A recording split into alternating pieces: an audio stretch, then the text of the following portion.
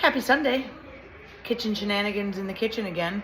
Yes, I know it's January and I'm still wearing my Hallmark sweatshirt, but that's okay. So today we're going to be making braised lamb, leg of lamb, and we're going to have video, we're going to have picture. Right now I'm going to show you the lamb.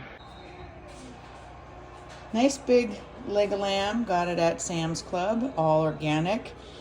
And I'm gonna salt and pepper it. I like to use Himalayan sea salt. It's the pink salt.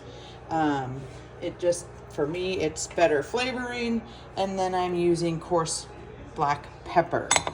What I've already done, and I'll show pictures later, is this is a mixture of celery, carrots, onion, and garlic. And I pureed it to be a big chunky puree, which is going to be the basis of the braising liquid.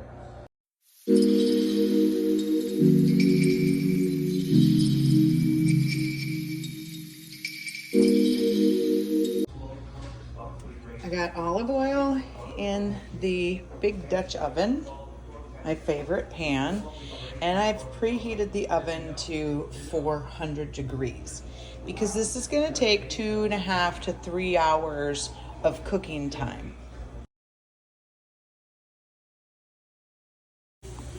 After searing the leg of lamb on all sides, getting a nice good sear to hold all the juices in, you then take it out of the pan. Oh, sorry, my lighting's kind of bad. There we go.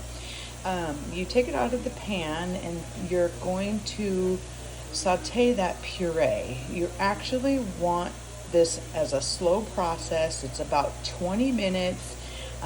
Because you want to get it really good and almost not crispy, but you want to get just all those flavors developed. I did salt this when I put it in the pan as well. So you can see that it's starting to get brown and you're getting some bits on the bottom of the pan. That's what you want, because again, that's all flavor. We're going to scrape all this up once we put wine in and deglaze the pan. I'll get better at my video skills. Okay, as you can see, the crust is on the bottom of the pan. Oh, don't touch that without a pot holder because your husband, John, will yell at you. So you want this crust on the bottom because we're going to deglaze the pan and that's where all your flavor comes from. So I got a can of tomato paste. I'm gonna just put this in, and we wanna cook this for about 5 minutes. And as you can see, I have a bottle of wine. I'm using a Cabernet. I don't use wine that I won't drink. You know, that's just me. And I have a bundle of thyme tied in string, and I have diced rosemary.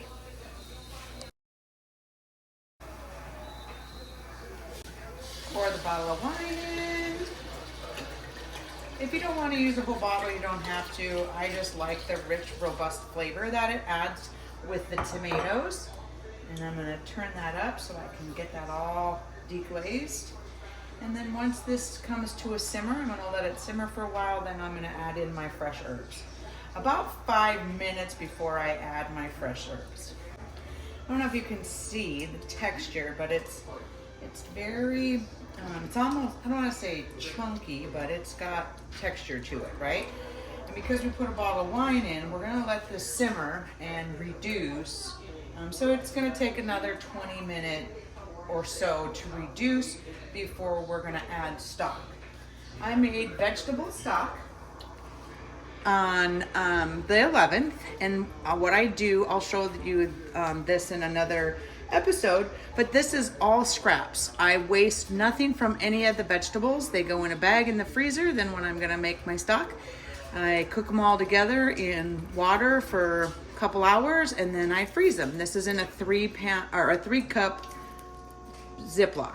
So the mirepoix and tomato paste, red wine mixture has reduced.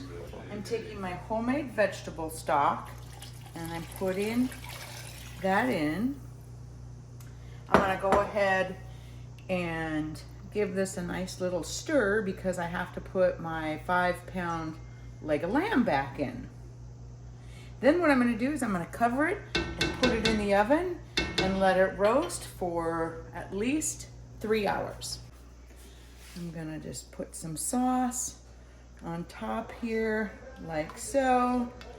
I'm going to have to bring the other half of Susan and John in because this is going to be too heavy for me to lift, and he's going to have to put it in the oven.